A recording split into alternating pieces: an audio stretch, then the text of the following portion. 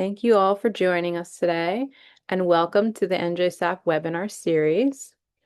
We have a new webinar the first Tuesday of every month and a replay of a recording every other Tuesday at 2 p.m.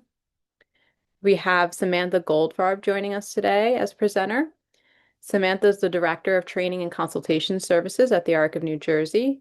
She has several years of experience working for people with IDD in many roles, including as a job coach, residential DSP, and day-habilitation volunteer. Samantha provides free trainings to job coaches, self-advocates, and their families with the goal of improving the quality and experience of supported employment in New Jersey. Today's webinar is Travel Training 101. The slides and recording will be available in the next few days, and you'll receive an email follow-up with that information. Captions and transcriptions are available through Zoom if you'd like to turn that option on. And the chat box and Q&A box are available for any questions you may have and will be addressed before the webinar concludes. So thank you and enjoy our webinar today, and I will hand it over to Samantha. Perfect. Thank you so much, Frankie. And thank you everybody for coming today. I really appreciate everybody's attendance and I'm super excited to share this information with you. So I'm going to go ahead and share my screen now. So, thank you again for coming today. My name is Samantha Goldfarb, as Frankie so kindly introduced me. I am the Director of Training and Consultation Services for the ARC of New Jersey. So, just as my introduction said, what I do is I provide, support to different providers, advocates, businesses, and anybody involved in employment services in the state of New Jersey. So that puts me at a little bit of an advantage where I get to learn about a lot of different services that are available to folks with intellectual and developmental disabilities. And travel training is one of them. So I thought that today I would be able to kind of share some information that I have. A lot of it is going to be focused around some of the travel training that you can get in supported employment specifically, because that's what my program really focuses on. But there are lots of different types of travel training that are going to have a little bit of a variation depending on the service. But we'll talk a little bit more about that as well. Okay, so what is travel training in the first place? Now, I have two little sort of like blurbs here that kind of describe it a little bit better. So I'm going to read those and then explain it a bit. So the first one says travel training can be defined as a short-term, intensive, individualized course of instruction designed to promote the independent travel of older adults and people with disabilities. So, just as it sounds, the idea here is to make it so that being able to use different forms of transportation is as accessible as possible for folks who may need a little bit of extra support. And the idea is that you go through either a course or a period of training. Sometimes it's over a bit of a longer period of time. Again, it depends on kind of the service that you receive it in. But you get that information so that eventually you can travel by yourself. And that it's easy enough for you to do so that it's something that you can do whenever you feel like you can. Another little blurb here that I have that gives just a little bit extra information says it's a comprehensive travel instruction program that includes instruction in essential travel skills, making judgment about safety and danger, managing basic life skills, knowing how to handle travel disruptions, and using appropriate social and communication skills. And I put that in because it's important to know that there's a lot of, additional skill that goes into this. It's not just about learning how to take the bus, let's say. It's about all of the steps that someone needs to be able to take the bus safely, to be able to take the bus even when they're having a bad day, or to take the bus when the bus, has an issue, like it breaks down or it doesn't come that day or there's another problem. So I am going to go over all of those things with you guys today, sharing all of those different types of skills, as well as just more general information and hopefully providing, that kind of 101 level knowledge so that you feel comfortable looking into travel training for yourselves if you feel like that's something that's good for you. So specifically what I have here again is a focus more on travel training in supported employment. Now, one of the reasons that you can do this in multiple services is because it's helpful for so many things, right? So what you end up doing is, if you have a service that focuses only on the travel training part, like there's a program called NJTIP that we'll be looking at the website for in a couple of minutes, where they only do travel training, and that's very focused on those core skills. It's more of an intensive program, but you can also get travel training for things like community-based supports, let's say, where you learn to travel train in the context of going to other places for, recreation, grocery shopping, and other stuff like that. If you were going to learn to travel train in supported employment, you'd be learning to travel training in the concept or to travel independently in the context of being able to get to and from your place of employment, right? And so the reason that we can do that, and kind of the ways that it sort of more broadly applies here, is that it allows for you to have some more stability in your employment, because in a lot of ways you have to rely on fewer things outside of your control. So one big thing is pretty clearly it secures transportation to and from work. So you don't necessarily have to rely on family members or coworkers to pick you up for rides and things like that. You would be able to choose, how I get there and when I get there and that type of thing. Same kind of thing. It allows for shift and schedule flexibility. If you decided, hey, I don't want to work morning shift anymore, I want to work afternoon shift, then you would have the ability to do that because public transportation runs all the time. So you would be able to decide more about what kind of employment you want and in general make more choices that work better for you specifically in your independence and your interests. And it also simplifies career advancement and upward mobility. And what I mean by that is sometimes when people have to rely on others in order to make sure that they can get to work and other things like that, it gets challenging for them to change around their work tasks and maybe look for new positions and other things like that because it can take a while to set up all of these things together. So this makes it so that you can really do whatever you want, at least when it comes to any barriers that are put there by not being able to travel by yourself. Additionally, it can add to your independence in employment specifically, so making it easier for you to be able to, get everything done with a less amount of support, which is going to allow you to be able to do more things, and in general have more agency over your choices. Um, there's just what we talked about before, the reducing reliance on others for employment maintenance. Because again, if you don't have to have other people that are going to be taking you for rides and things like that, it becomes a little bit easier to do those types of things. Developing transferable skills. A lot of the times, the things that you learn in travel training are things that are helpful really all over the place. So employment is just one, but it ends up applying to lots of different parts of your life. And it builds a precedence for independence at work. Once you realize that you can travel independently, it becomes a lot easier to realize that you can do other things independently as well, including employment. So I just like to kind of put that in there so you know why you might be doing this if you're receiving supported employment. And if you're going to, again, be doing it in another service, we'll be talking more specifically about one of those, but there are other ways that you would kind of use this as well in those contexts. So, a lot of people, when they come to me and they're interested in learning about travel training, whether that's a provider wanting to offer it or somebody who wants to have it for themselves but doesn't really, isn't really familiar with it, they want to know kind of where to start, what's available to them. And a big part of that is what types of transportation is, things that you can take advantage of. And there's a lot. What I have here is not a full exhaustive list.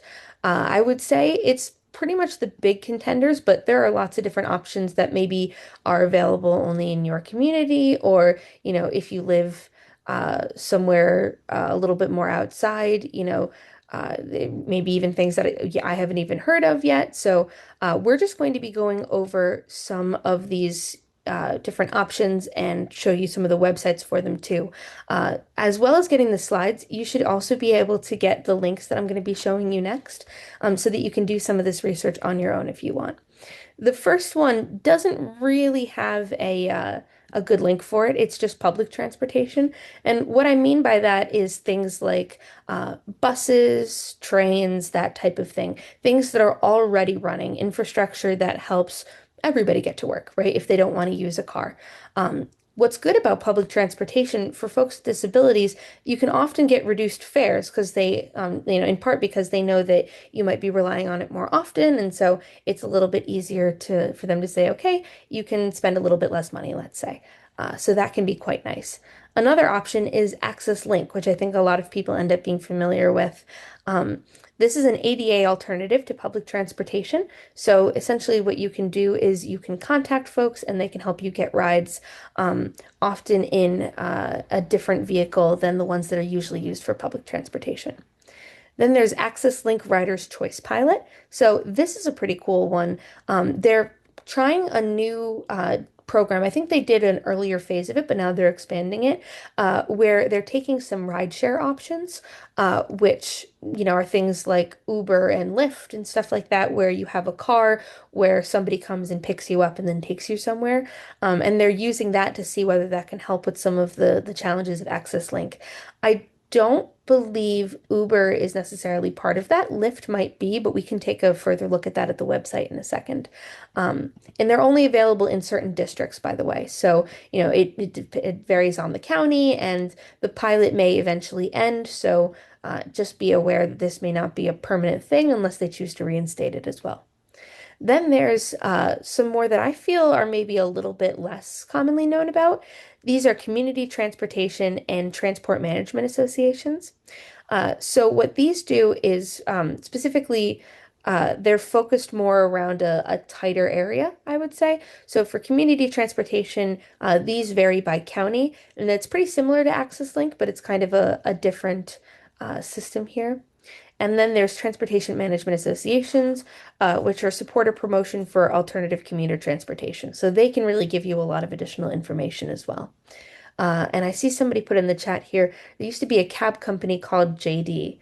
Yeah, it's really interesting. I feel like there's been a lot of changes to the different types of accessible transportation, throughout the years, while people try things differently and figure out which ones are, the ones that work best and are most cost effective and all these things. So if you liked that company, I wonder if you'd be able to find another one. Oh, J and D. I see, my bad. I wonder if you'd be able to find another one if you haven't already that might work similarly if you liked that one. So let's take a quick break from the slides here, and I am going to transfer us over. One quick second. Oop, come back here. Okay, there we go. I'm used to using my desk at my office here, but because of the snow, I wasn't able to come in, so I have to do a little bit of additional maneuvering here. So what this is exactly what I mentioned before, that list of links that we were talking about.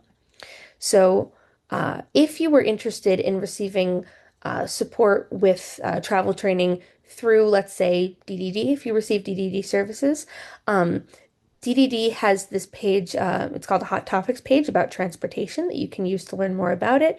And the Arc of New Jersey's Family Institute, which provides a lot of different support to advocates and families and other folks who need general information. They have what's called a Go Bag, which is like an online resource directory where it's a whole bunch of information, different links, and tons of stuff like that, where you can get some more, knowledge about these different types of options. And that's a good one too if you're just starting out and want to learn more about what's good for you here. Then I have some specific resources down here. So the first one that I'm going to show you is the Access Link website. So I'm going to go ahead and click on that. Let's go here. Okay. So if you were to visit it yourselves, it should look something like this. Okay. And so as you can see, it has a little video on here where you can learn more about it. And also it has the different operating hours, departmental emails as well, which is fantastic for folks that need, to contact somebody about their rides or anything else. And then there's a link here in order to be able to book. So you just click here. These are some announcements that are important. And then you'd be able to go ahead and use a client ID and password once you get set up and get started. So very nice and simple in that regard. Okay. There were also some updates about Access Link that includes the information on the Writer's Choice Pilot. So I have this here. It's just a PDF that was provided on, I think it was July 1st, 2025. And so it gives the information about which rideshare programs are going to be added in each region. So Uber is one of them, but also Userve, it looks like, and Via are two big ones. So you can go ahead and read more about this if you feel it would be useful to you. More information on reduced fare you can find right over here. This is for the general public transportation. So again, a nice little video about it. And you can, it gives you the link to call or email the reduced fare office in order to figure that out, which is great. And there's also applications as well, and links that are handy in order to be able to do that. And then you've got down here, I'm not going to go over these ones as, because I think at this point that's the biggest information that I think people will be able to use. But if you're interested in learning more in general or about the county-based specific ones, those websites are also available. The last one I want to show you here is Rutgers's NJ Tip. So this is that travel training specific program that I was talking about. So this one is done through Rutgers University. It's gotten a lot of different, accolades over the years. It seems to be really successful, which is awesome. Lots of videos to learn more about it. And it says here that the mission is to increase the independence and self-sufficiency of people with disabilities, older adults, and others by empowering them to use the public transport system safely and effectively. So they've got brochures where you can learn more, and learning more about travel instruction itself. They say they specifically are talking about public transit, so the bus, train, light rail, country, and private systems, which is awesome. So all of these are available to you. Now, I do have to mention that if you're receiving travel training, you don't have to be doing all of this research by yourself, right? It's designed so that anyone who's in your support systems, whether that's the people who you're receiving the services from, family, guardians, support coordinator, if you have one, all those folks will be able to help you navigate these as well. This is just so that you kind of get a first example of what's available and in case you wanted to do some research yourself. So I'm going to go ahead and pull this up. I have to do a little bit more configuring here, so I apologize. There we go. Okay. So once you've done kind of your research and you know a little bit more, I recommend that you go ahead and have a meeting with the people who are going to be supporting you, talking about, hey, I want this, and what is it going to look like for me? What's the best service to get it through? What's the best system to use? And that way everybody can be on board and you can select something that, is the optimal decision. Oh, and I have someone in the chat saying, I did travel training long ago from Red Bank to Long Branch. Oh, that's really cool. If you're interested in sharing in the chat, I'd love to hear more about, what your thoughts were about it, whether you thought it was useful, whether you still use that information. If you have any suggestions for folks who provide travel training, I might be able to communicate to that too, to them as well, because I usually give this type of training to them. But that's fantastic. And anyone else with experience too, feel free to let us know in the chat. I think that's awesome. So yeah, you go ahead and you get started with that meeting. And you're going to decide a lot of things there. Maybe it's not just one meeting, maybe it's a couple, but things like the best transportation method. So is it better for you to use Access Link? Is it better to learn how to use a bus system? Do you want to just learn how to use something like Uber, with or without the ride, um, like the Access Link support in there? Uh, any concerns that you guys have? Ooh, and I see here, I wish I could learn how to travel to New York by myself. There are people who can definitely help you do that. I recommend contacting NJ Tip if you haven't already. I think that if they aren't able to support you in being able to do that, they would be able to get you in contact with the folks who can. I definitely think that that should be possible for you. Um, yeah, that's awesome. Because you know, everybody should have the right to be able to go where they want to, when they want to, as long as they can do it in a safe way, and they have what they need in order to be able to do it, in an effective way as well, then that's something that they should be able to do. So they have structure for that. I highly recommend looking into that. And I'm glad to hear that at least one person is positively impacted by this so far. So that's awesome. So yeah, when you're having these types of meetings, looking at the concerns is a big one. So seeing, do you have any medical issues that maybe you might have, if you have like a low blood sugar or a seizure or something in when nobody's around, how do you take care of yourself? Is that something that you're going to be able to do? Um, do you struggle with maybe sometimes boundaries, knowing when to talk to people, when not to talk to people, coming up with these things in the moment, beforehand allows you to prepare a little bit better, so that you can go through the training and again as effectively as possible. And then also setting up things like backup and emergency plans because anything could happen out there in the real world. And while we can't control all the environments that we might be going into, we can control how we react to them. And that's a big part of what travel training is learning, what is there if something goes wrong, how do I access it, and things like that. And then the next step there is to research and plan how to take that chosen transportation method.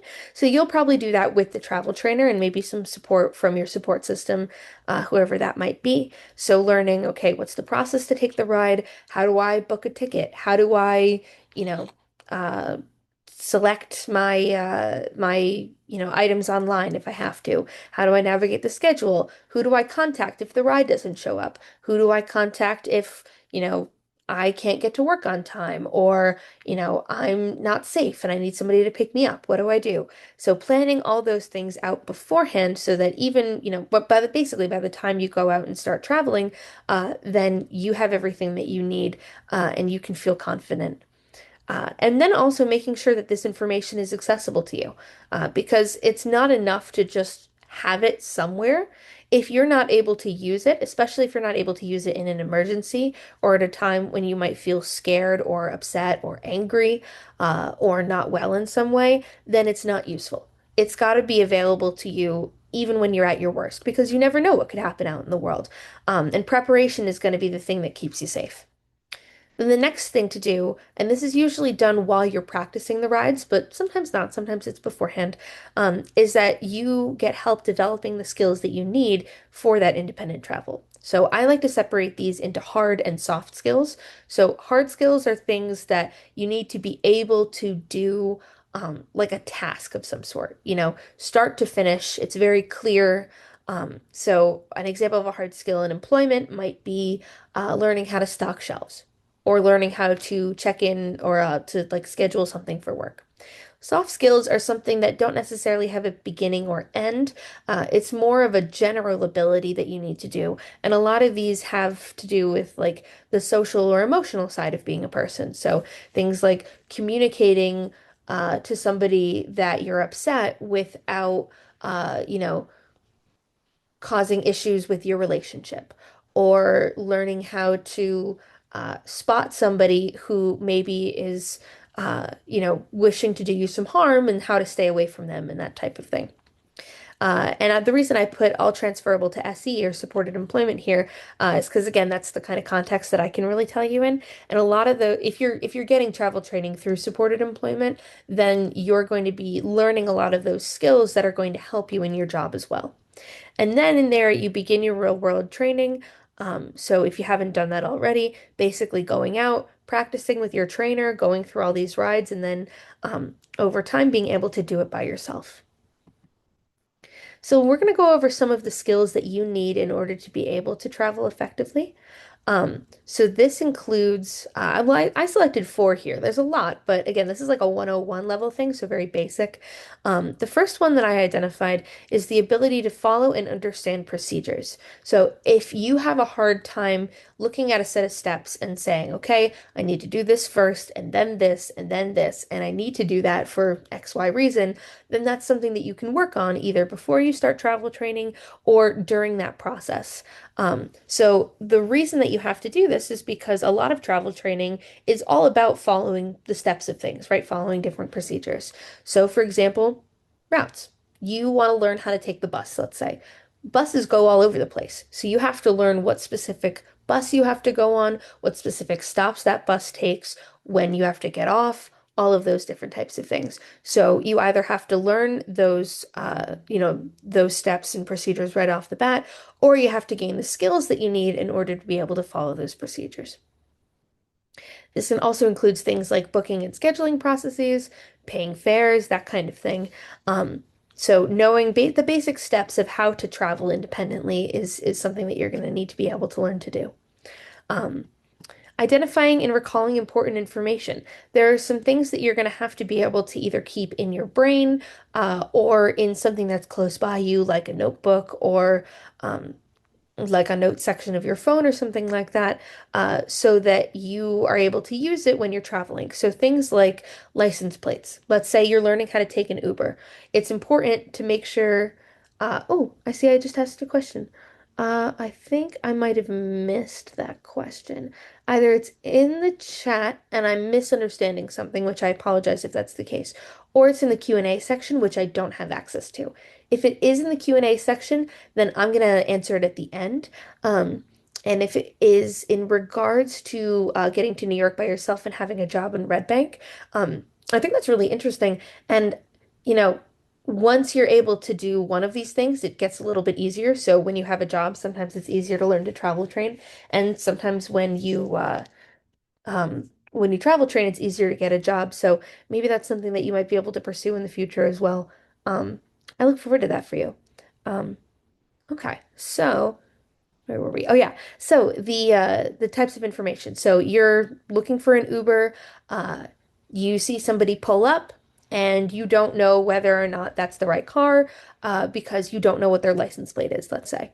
That could be potentially a dangerous situation where somebody might see you and say, "Hey, come in, get in my car," and you just go ahead and go, not realizing that it's the wrong one. So once you know how to identify information like a license plate, then that can protect you from those types of situations. Other things like signs and stops, like location specifically, those are all things that you can help use to figure out where you are in your community and where you are in your route as well. One of the things that people get nervous about when they're travel training, um, oh, I see. The question is about learning about how to train at the Prudential Center. I actually have not heard about travel training at the Prudential Center, so that's something new to me. I am going to have to look into that. I wish I could give you more information. Um, but what I might be able to do is, you know what I'll do briefly is I'm going to put my email in the chat here. It's sgoldfarb@arcnj.org. Okay. And I'm not sure actually, now that I think about it, if that went through. I'm going to try that again. And you can go ahead. Oh, and to take the train to the Prudential Center. Oh, I see. Okay, that makes sense.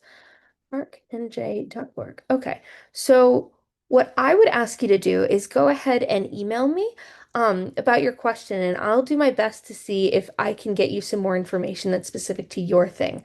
Because I know we only have limited time here.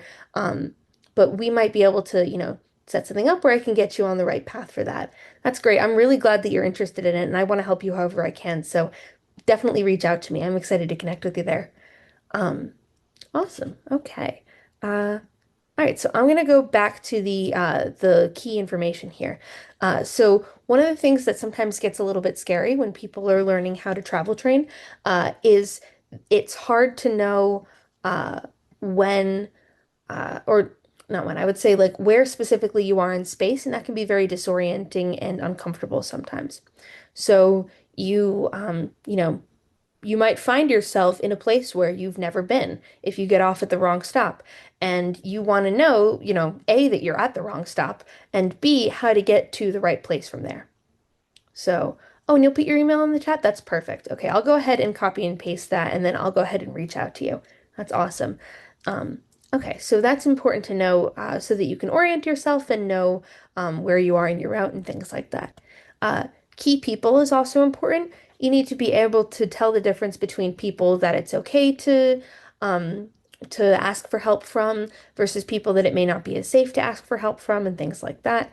And also phone numbers. So 911 is a really big one that I think a lot of people already know, but also being able to remember that in an emergency if you need to call them. Being able to remember your family's phone number or your guardians, your jobs if you need to, let them know that you'll be late, or even the number to call for, to reschedule a ride or something like that if you're having any issues there. Oh, that's perfect. Thank you so much for putting that in. Okay. So yeah, being able to identify and recall it is really important. Even if it's not by memory, if you have it somewhere that's accessible to you and that you know how to use in an emergency, you should be okay. Keeping yourself safe is another big one. We've been talking about that a little bit throughout the whole thing. So this involves knowing how to be safe where you are physically. So things like where you're standing, making sure not to stand too long in the road, how far away to be on the sidewalk versus the road itself. If you're taking a train, to stay behind the yellow line and make sure that you're not, in the way of anything. All those things to make sure that, again, you're able to travel safety. Awareness of surroundings is another one. This is one I would might consider, um, you know, sometimes it can get in the realm of soft skills, where it's difficult to know, for some people, when a situation is becoming dangerous, whether, you should leave or whether you should stay put, all those types of things that a trainer would really be able to help you with. And then also I put if then on here as well. Sometimes when people are first learning how to do this, it's difficult to put all of the pieces together again in an emergency situation where you realize that if I miss my bus, then I'm going to be late for work, or I might have to wait for a while, or I have to reschedule another thing. It's a lot of information all at once, and so you have to be able to put those procedures together as well. And the last one that I have on here is communication with support system and helpers. Now, when I say helpers, I mean people that you can go to out in, the out in public to support you if you're having an issue. So if you don't feel well, if you're lost, if you don't feel safe, if you need help with something, these are the people that you can go to. And the trainer will teach you about which types of people those are. But you have to be able to communicate what the issue is and be able to do so safely. And the same thing with your support system. You need to be able to tell people where you are if there's an emergency and they need to come find you, or if you need to be picked up or there's another, issue. Sometimes there are your support system is people that are going to be able to come rescue you or be able to negotiate who's going to be able to do that. And also, if something happens to you that might be unsafe or that you're afraid of, like something happened that you're scared about, you want to talk about, you're nervous about, you have to be able to communicate those things. In order to be able to do everything properly. And this doesn't have to be just with words, I need to say. There are lots of different ways to communicate, and you should be using whichever ones, uh, especially in dangerous or difficult situations, that are going to get the point across to you, as comfortably and as best that you can, right? And we'll talk about some different forms that you might be able to use here. Um, so those are some of our, more hard skills that we need to do, more task-based skills. Now let's take a look at some of these soft skills that we might be able to do. So these include things like social boundaries. This is one that can be really challenging to learn for everybody. I would say for folks with disabilities, without disabilities. One of the reasons for that is that social boundaries are different depending on where you come from, how your family is, what culture you're from. So what some people might feel is rude or makes them uncomfortable, to somebody else it might be perfectly normal. And so you really just have to learn what's appropriate in a given situation, and also be able to realize when somebody is saying that something's inappropriate and maybe it's not, because they're making a judgment about you or something else like that. The idea here is just to get a baseline of how you can act in public, so that you feel comfortable, but that other people feel comfortable too, and that overall you're being safe. Um, and also, some of it is just about politeness too. So things like not talking too loudly in a public place, right? Or not playing videos out loud, and instead using headphones and other stuff like that. Um, so those are all very important. Emotional management. This is one of the most key, in my opinion, besides the actual like tasks that you would go ahead and learn. Because when you're out and nobody's supporting you, there's nobody right next to you who's able to help walk you through different things. And you have like an emotional reaction of some kind, like you get nervous because you don't know if you're going to be late for something, or somebody's making you uncomfortable, or there's a really loud noise and it hurts your ears or something like that. Um, you don't have the ability to turn to somebody and say, I need help. You have to be able to handle that yourself. And there are lots of different ways that you do that.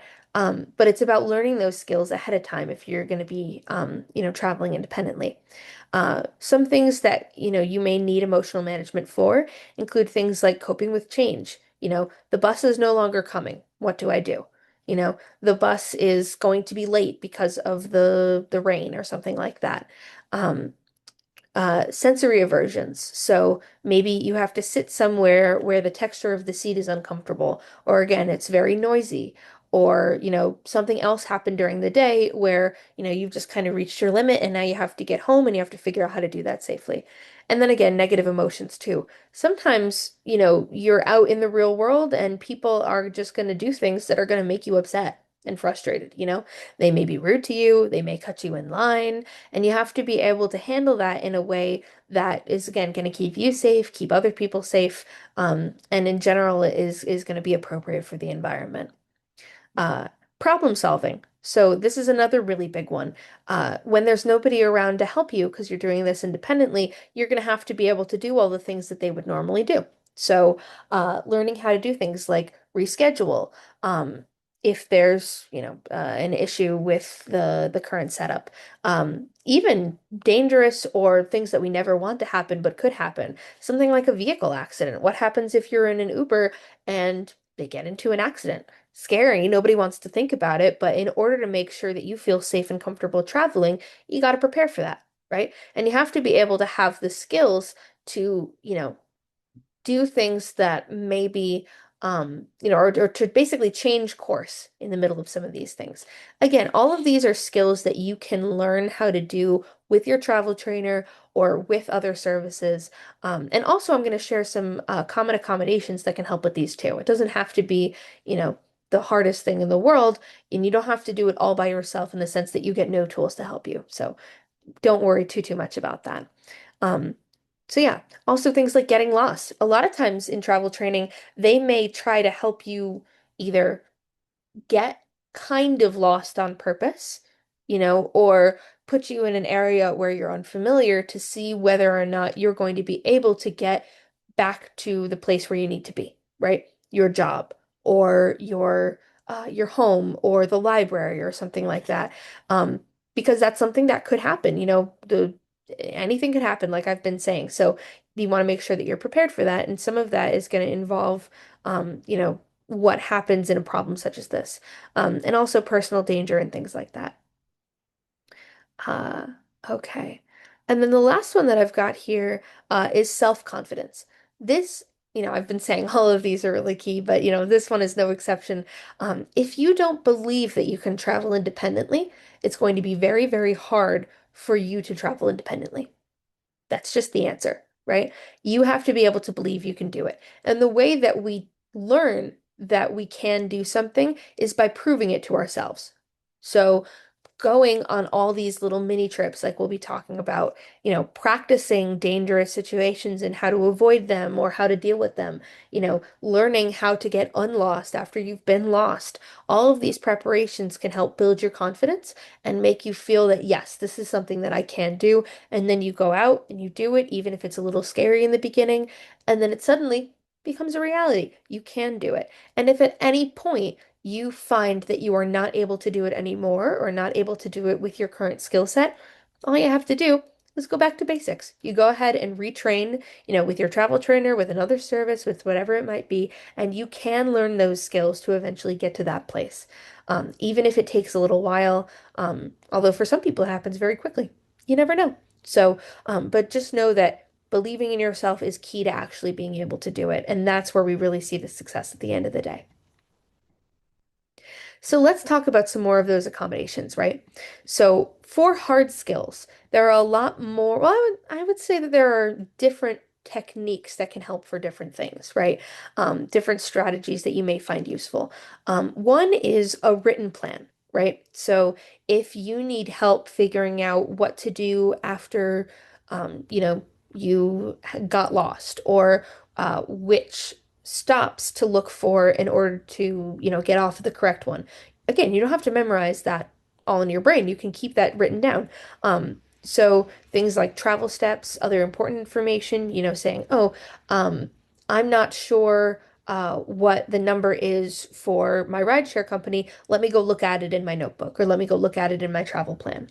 And then it's all there, and you can use that, as much as you need.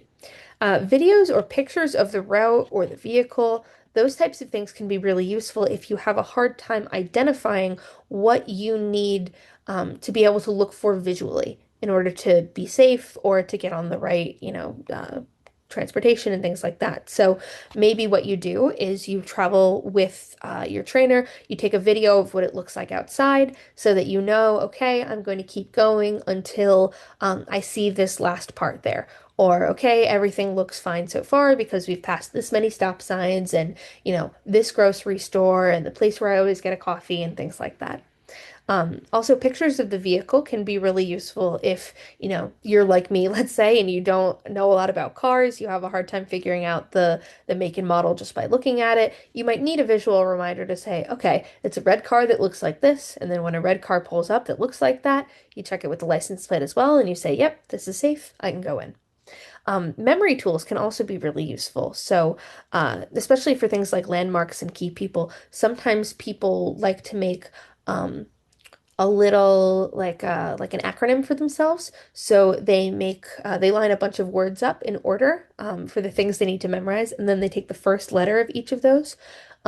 So for example, I used to learn about the cardinal directions, north, south, east, and west, by saying never eat soggy waffles, right? Never for north, eat for east, soggy for south, and waffles for W. So you can learn things like that in order to help you remember, because I don't think I would remember all of them or like in which direction they're supposed to go without that acronym. So you can make up things for that as well. Sometimes people like tying different things that they see or that they need to remember to different TV shows or other things that stick in their brains really easily. And that's going to go along as well with the communication part that we'll talk about. But, sometimes it helps to tie those things together too, if it makes it easier for you to remember it. And then there's communication aids. Some folks may have a hard time getting words out when they're stressed or getting words out in a way that other people can understand really easily or, expressing their thoughts and feelings, in a way, especially when they're stressed or things like that. So having communication aids already prepared can help you in situations where you don't know whether somebody's going to be able to understand what you're trying to communicate. Even as hard as it might try, sometimes people just struggle. And so there are things like phrase cards that can be really useful, where if you're having a hard time, you're lost, you're really nervous, you don't know if you're going to say something right, you can just pull out a business card. Sometimes people make business cards, sometimes they put different cards on a key ring, and it says something like, hello, I am, like, this is my name. Uh, I am lost. Please call this number for me. And then they go ahead, they read that. You don't even have to say anything. You just hand it to the person and they are able to do it for you. And a helper specifically is the person you choose to go for that. Other times you can use them for other things too. Like, you know, if you think that you're going to be struggling with saying, thank you or please or excuse me, you're in my way, sometimes cue cards help with that as well. Scripts are also very helpful. So these are where you memorize certain phrases, and then instead of using a cue card to say them, you go ahead and just say them instead. So something like, um, excuse me, I need to sit down. If you remember, excuse me, I need to sit down. Excuse me, I need to sit down. Then that can help you in a situation where you're not quite sure what to say when there's, no seats available, but maybe, medically you need to be able to sit down.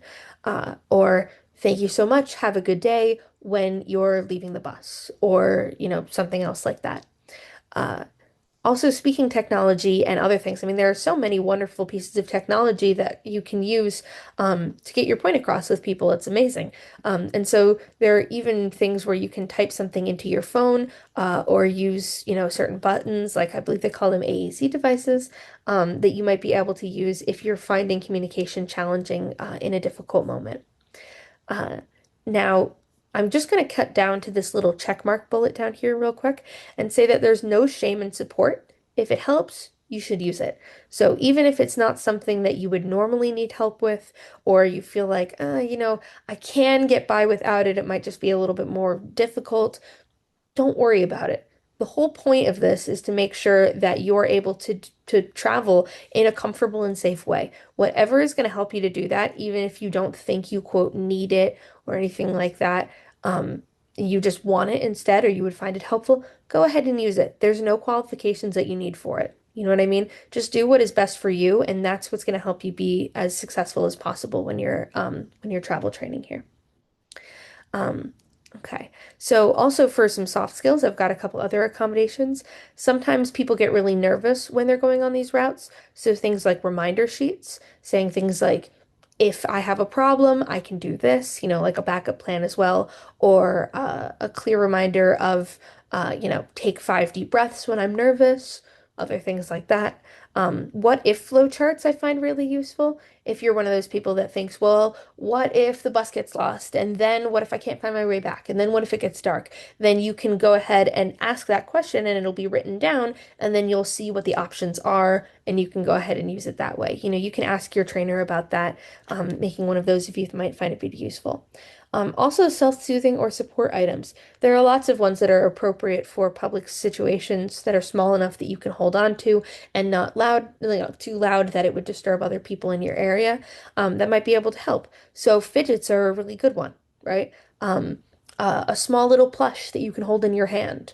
Sensory aids, things like um, ear defenders or sunglasses if it's really bright or you don't want to make eye contact with people. All those types of things might be able to be helpful as well. And this is not the entire list. There are plenty of other ones that are available. It would be about talking to your trainer and team to figure out what are the best ones for you. So the last part we're going to go over here is the process overview. So what the general idea is for what travel training really looks like. We've gone into all of the different starting points, all the skills that you need, and now I'm going to talk about what you can really expect. So the first thing that's going to happen once everything's been prepared, set up, is that you and the trainer are going to travel the route together. So while you're doing that, the trainer is going to help you identify any challenges and skill limitations that you have, and learn how to work through them while you're doing that training, right? So sometimes this looks like issues with funding, reliability, experience. Sometimes you realize, oh, I don't really have enough money to travel by Uber all the time. I might have to take the bus. Or, maybe Access Link doesn't come as often as I need it to. Maybe I need something different. Or experience. Maybe you got, really upset on a bus ride or you had just a terrible time on, one specific bus and you want to change a route because it would make you feel more comfortable. That's fine.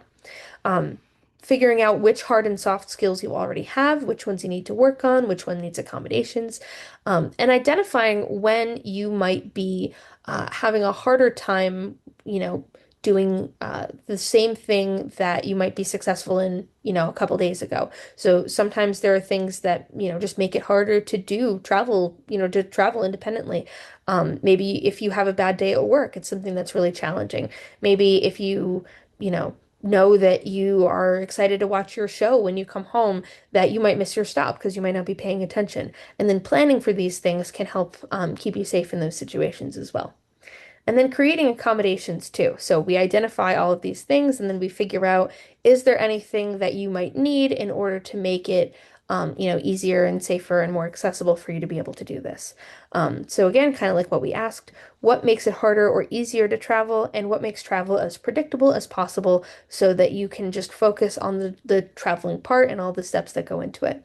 It's really important that these accommodations work without the trainer there, because the whole point of travel training is being able to do it by yourself. So eventually your trainer will not be with you, and it has to be something that, will help you even when they're not there to give it to you or something else like that. Then, once you kind of get comfortable, you're going to go into what's called a fading period, where they're going to fade services. And the idea of fading is where, just like with fading colors and things like that, you start off really strong and then it ends up going away slowly over time until there's almost nothing there. So, this is the exact same thing for these kinds of services, where your trainer will start giving you a lot of support and then slowly give you less support as you get more independent with it, right? So, here's a quick example that I wrote out. Maybe after you get more comfortable, the trainer sits 2 rows away from you while you're taking the bus, right? Maybe they still help you, but when you look around, you don't see them as often, right? It feels more like you're by yourself. Once you get comfortable with that, maybe you and the trainer pretend to be strangers during the bus ride. I used to do this a lot while travel training, is saying, okay, you and I are strangers. We don't talk to each other. We don't know each other, so that we can see, if the person is, if you're able to be able to do all this by yourself, but they also know where I am in case they need help, right? Um, and then once they get comfortable with that, it seems like, all right, you've pretty much got this at this point. Maybe the trainer doesn't need to be there physically. The trainer might follow the bus in, their own car while you're on the bus by yourself, so that if there's a big problem, you don't get off at the right stop, that kind of thing, the trainer's right there and can help you, but they are farther away and you have to make more of those decisions, all by yourself. There's less of an ability to kind of rely on there. Then maybe once you've got that under your belt, the trainer just goes to the stop and waits for you.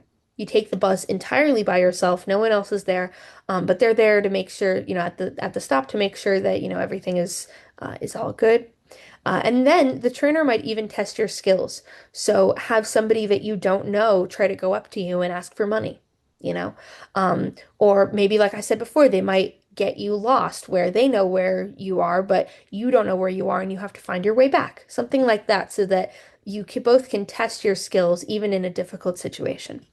And then once you've proved that you can travel independently, you'll travel independently. The services will end, and you will simply be able to go ahead and follow that route or other routes or whatever it is that you were able to train on using your new skills that you built.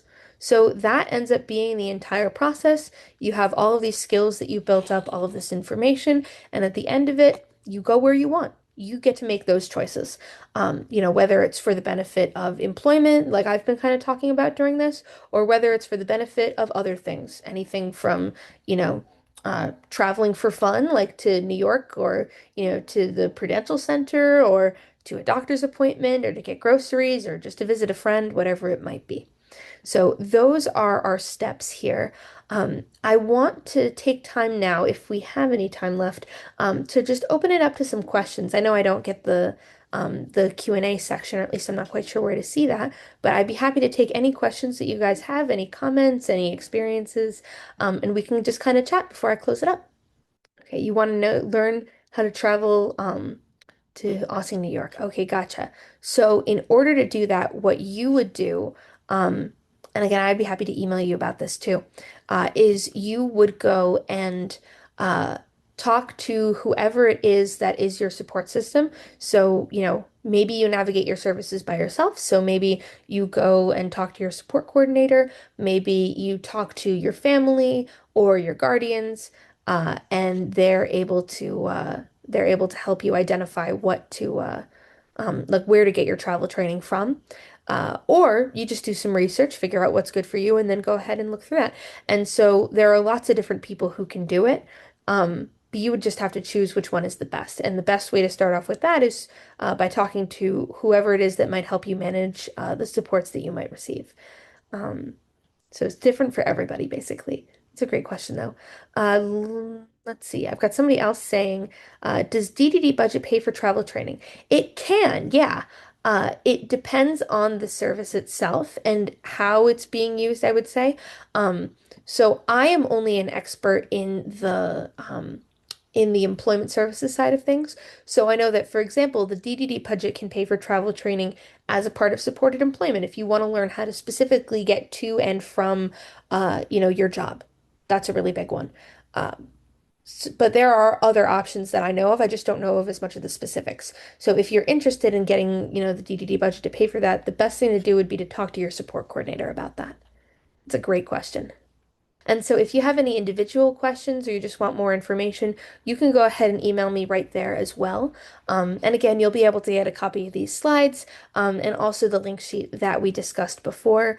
And so, there's lots of ways to get that information. But ultimately, I'm really, really happy that I was able to speak to you guys today. Thank you so much for your participation and your questions. And yeah, anything else I can do for you, you let me know because I want to support you however I can. So thank you very much, and I'll turn it back over to you guys. Yes, thank you so much, Samantha. That was excellent. And like she said, if you want to reach out directly to Samantha, you can. If you want to reach out to us, we can always pass it on. And this information will all be posted on our website soon, so you could always check back and revisit it all. But yes, thank you so much for joining us and Samantha for your presentation. And we hope you join us for a future webinar. And otherwise, enjoy the rest of your day, everyone.